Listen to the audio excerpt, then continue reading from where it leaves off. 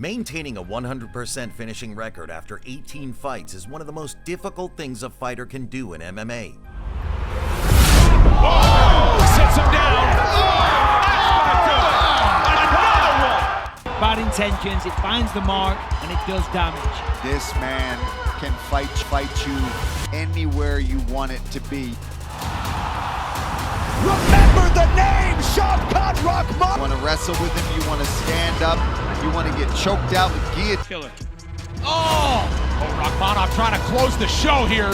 The ceiling on him is high. You see a guy that truly has potential to be something very special in the welterweight division.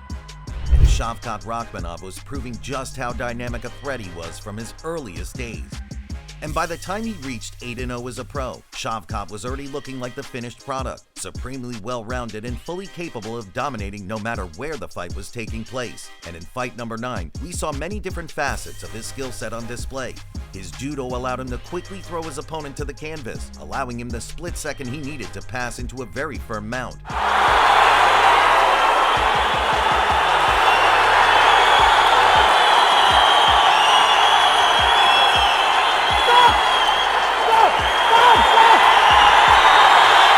Shavkat doesn't get enough credit for his patience, which seems a little weird considering he's finished every single opponent he ever faced. But in this third round, he knew that his moment had come, choosing vicious ground and pound from a postured-up position to force the referee's intervention.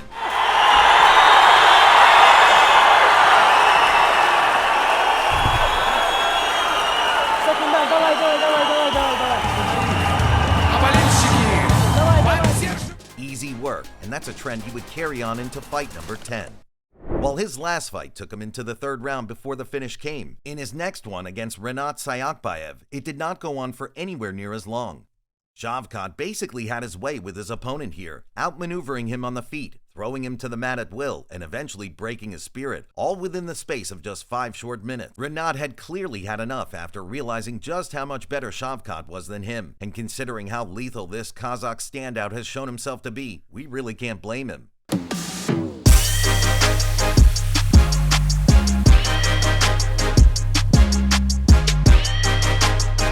The M1 welterweight title up for grabs, and the opportunity to get some real attention from the masses with a win, Shavkat brought his A-game into this opening round, dominating proceedings before a slick judo throw in round 2 set him up a trademark TKO finish. At their own game. There's the takedown, or the takedown attempt. Nicely done. His long limbs and superb balance from the top make him an incredibly difficult opponent to shrug off, and in this case, his rival was left helpless as Rakhmonov stood up from top position, hurting him badly enough to get the He's out! He's out! Oh! That was some solid ground and pounding. Well, we said it was going to be a hard fight. The Gaza did well on his feet, just couldn't handle the power of the ground and pound of Shavkat Rakhmonov. Wow, Bakaza is still wobbly on his legs. Good stoppage by the referee. He gave him a chance to come out. And he did seem to recover quite quickly. Title number 1 was in the bag for Shavkat, and many fans believe that he's destined to take home a second. Remember, if you're enjoying this content, be sure to leave a like and a comment before subscribing to the channel so you don't miss a single upload. Bad intentions, it finds the mark, and it does damage. This man can fight you anywhere you want it to be. Remember the name, Shavkat Rakhmonov! You want to wrestle with him, you want to stand up, you want to get choked out with guillotine. Killer. Oh, Rakhmonov trying to close the show here. The ceiling on him is high. You see a guy that truly has potential to be something very special in the welterweight division. If you're looking for the first true showcase of Shavkat magic at a decently high level, his first and only title defense as M1 champion was exactly that. At the end of round 1, we were seeing Shavkat fighting patiently, maybe a little too patiently, but with the second round imminent, Rakhmonov spun into a back kick to the body before throwing a spinning back kick to the head seconds later, stunning his opponent and leaving him totally vulnerable to the finish. Once again, we saw just how much power this guy can generate when he's postured up, and with his opponent struggling, it took Rakhmonov a matter of seconds to get him out there, winning his 12th straight fight with his 12th straight finish, earning a spot in the UFC in the process. Round knockout! And he is a future star. That man can go anywhere he wants. Wow! First round, ground and pound, Absolutely switched him off. Oh my word, 11. And if you needed proof of the fact that Shavkat was highly regarded by Dana White and his team before signing, look no further than the fact that they gave him the fan-favorite veteran Alex Oliveira for his first ever matchup. And despite the step up in competition, he made it look easy. Shavkat stalked Cowboy Oliveira, landing clean punches, devastating knees, while showing a clear attention to detail in the clinch.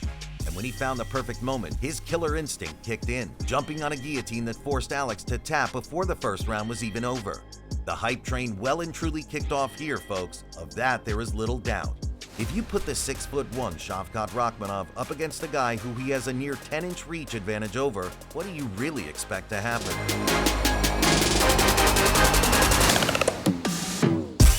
We're not taking shots at Michel Prazeres, who's a solid fighter, but man, Shavkat toyed with him, landing at will on the feet before a huge spinning wheel kick staggered Prazeres enough to force an ill-advised takedown attempt.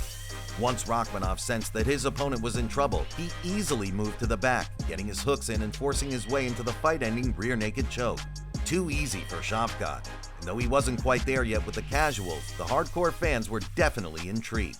Carlston Harris seemed like a solid final test before giving Shavkat a ranked opponent, and early on, you could see Harris's athleticism and how it was helping him to stay on his feet. But once again, Shavkat's ability to adapt on the fly is truly amazing, and once he saw that his takedowns weren't keeping Harris down for long, he went to yet another spinning wheel kick, landing flush on Carlston's dome, setting him up for a brutal ground and pound finish.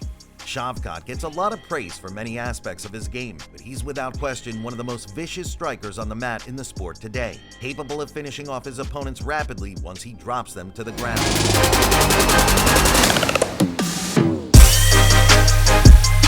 Thankfully, this win would unlock the door to the welterweight top 15, a well-deserved honor for the still unbeaten Kazakhstan native. Shavkat took on the tried and tested, some might say underrated gatekeeper Neil Magny in his 16th fight as a pro. But despite Magny's experience and well-roundedness, he had absolutely nothing for Shavkat, providing no threat on the feet or on the mat as his far superior opponent worked his way into a dominant lead.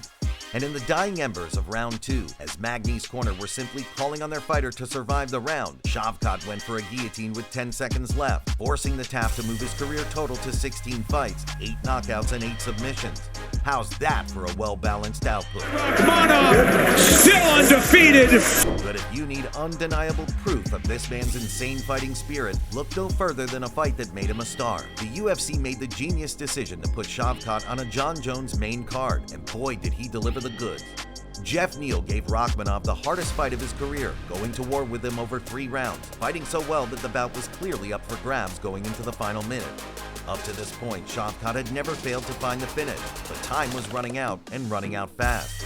Then, out of nowhere, he latched onto an audacious standing guillotine, an incredibly tough submission to successfully pull off. But his chokes are helped greatly by his long arms, and after Neal struggled for a moment, Rakhmonov put him out cold, dropping him to the canvas for a truly badass submission finish, keeping his 100% record alive.